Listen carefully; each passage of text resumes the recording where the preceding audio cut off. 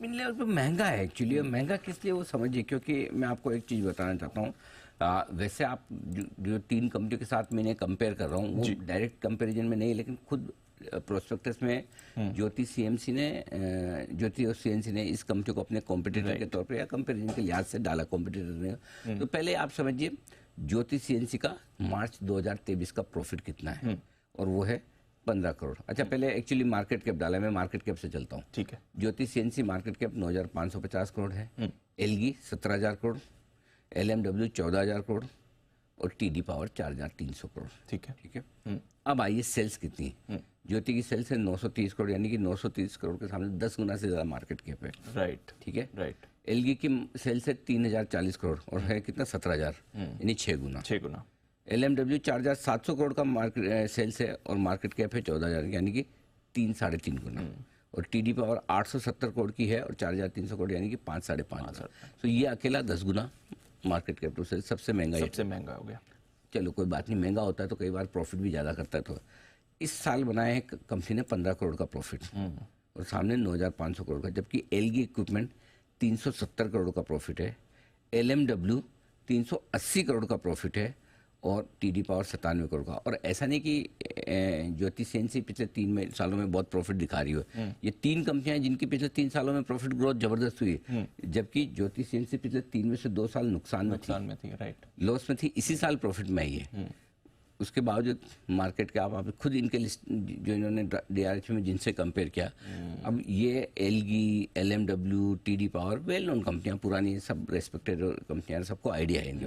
अब वो है कि अब आप जब इतनी टाइम टेस्टेड पुरानी कंपनियां सस्ते दाम पर ट्रेड कर रही, वो खरीदना पसंद करेंगे या नया फैंसी आईपीओ, जहाँ पर आपको पता है कि चलो नया आईपीओ, नया इंटरेस्ट होता है, जोश होता है, फंड भी आके ले रहे हैं, वो खरीदेंगे।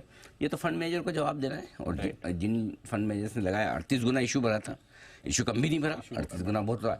अब 2 चीजें हैं, या तो फिर फंड मैनेजर्स और ज्योति दोनों के लिए ये चैलेंज है कि इन वैल्यूएशन को जस्टिफाई करने के लिए अगले 1-2-3 साल में इतनी तगड़ी परफॉर्मेंस। ये पूछना रहा था कि अब आगे अगर किसी ने इस लेवल पर खरीद लिया तो किस तरह की परफॉर्मेंस चाहिए ताकि आप इस वैल्यूएशन, मतलब अगर इनसे कंपेयर करना हो तो कम से कम सालाना 50% आपका प्रॉफिट और सेल्स बढ़े, तब तो आप कंपेयर कर पाओगे। क्योंकि ऐसा तो है नहीं कि बाकी कंपनियां प्रोग्रेस नहीं करेगी। एग्जैक्टली, वो भी करेंगी, कम करे ज्यादा करे।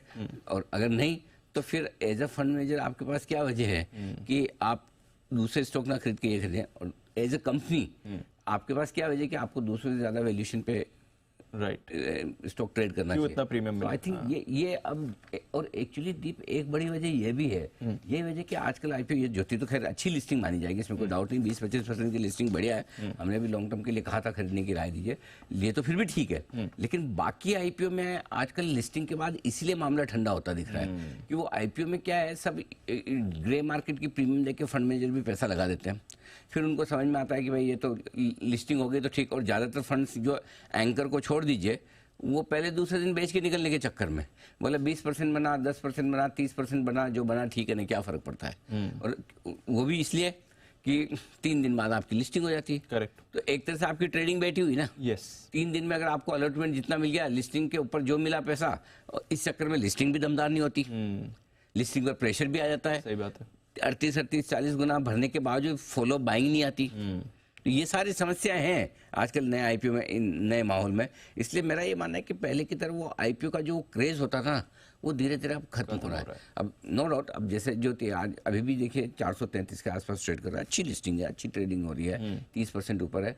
लेकिन बात वही है कि पहले दिन जितना फ्लोटिंग स्टॉक आप ले लीजिए, छोटा स्टॉक, आप एक ये 17,000 करोड़ का इशू हो और 10,000 करोड़ का हो तो फर्क पड़ जाता है ना फ्लोटिंग स्टॉक में। Exactly. वही होता हुआ दिख रहा है। तो ये वजह है कि ये आईपीओ महंगे होने के बावजूद थोड़े ऊपर ट्रेड कर रहे हैं। तो इसलिए इन्वेस्टर्स के लिए ये ध्यान में रखने की जरूरत है कि आपको क्या खरीदना है, क्यों खरीदना है और किस प्राइस पर खरीदना है, ये जरूर ध्यान में रखें। ऊपर के लेवल पे लेकर फिर आप परेशानी नहीं, वो मुश्किल वाला मामला होता है, ये डेफिनेटली, इसमें कोई डाउट नहीं।